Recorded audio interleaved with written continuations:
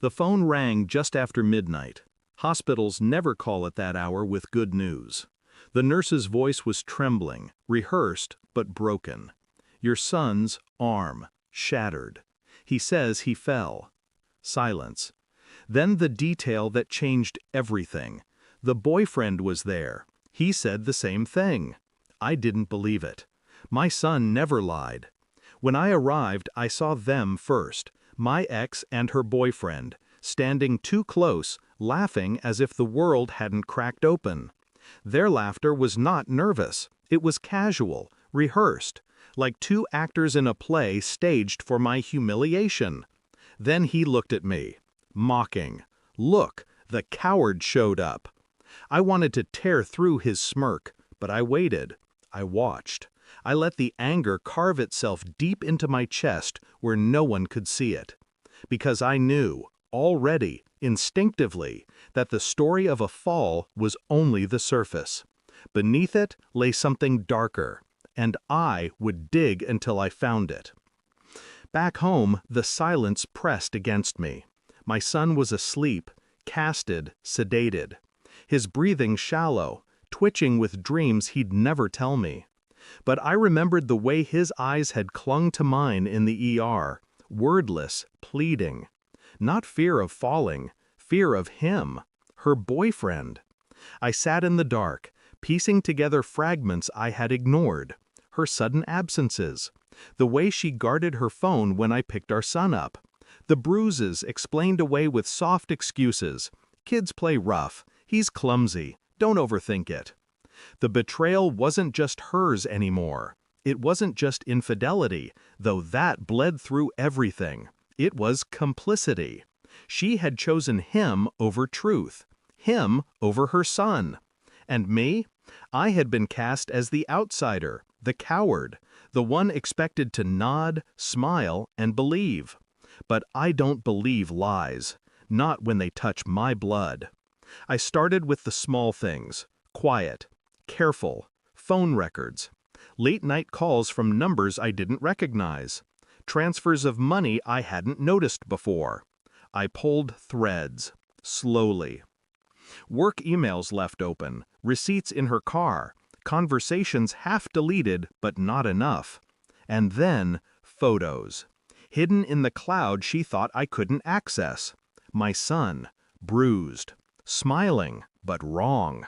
His arm around her boyfriend's waist like a hostage told to pose. My stomach didn't twist, it froze. I moved in silence through those days. At work, I smiled. At pickup, I joked. I signed the papers, bought the groceries, played the role. Inside, I planned. DNA tests. Not for my son, I had no doubts. But for the money trail.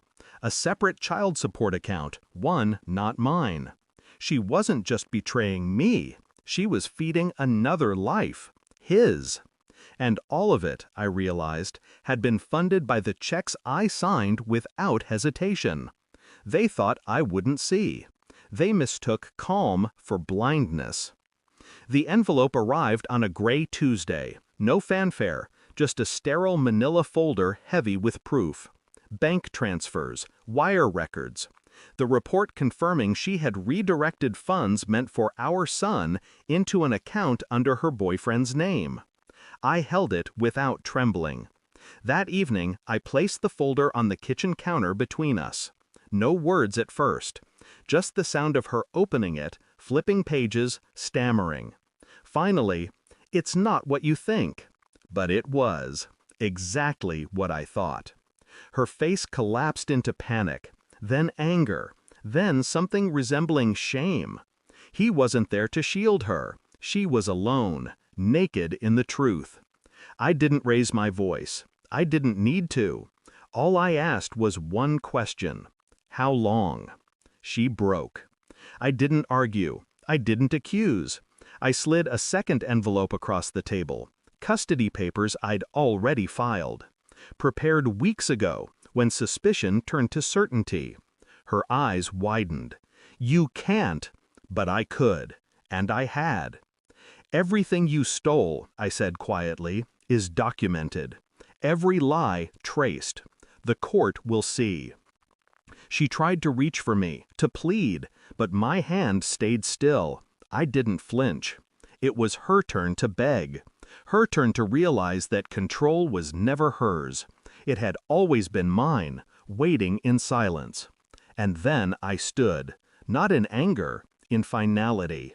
I walked out without looking back. The night air was cold, clean, unpolluted by her voice. For years I had let her paint me as weak, as absent, as the coward. But cowards don't gather evidence. Cowards don't wait in silence. Cowards don't win without raising their voice.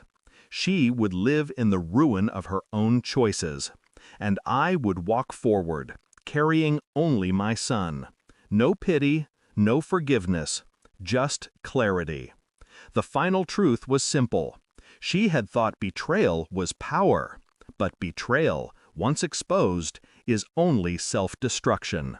And I was there to hand her the mirror. Thanks for watching. Don't forget to like, share, and comment. Subscribe now to Cheating Stories Insight World for more amazing stories.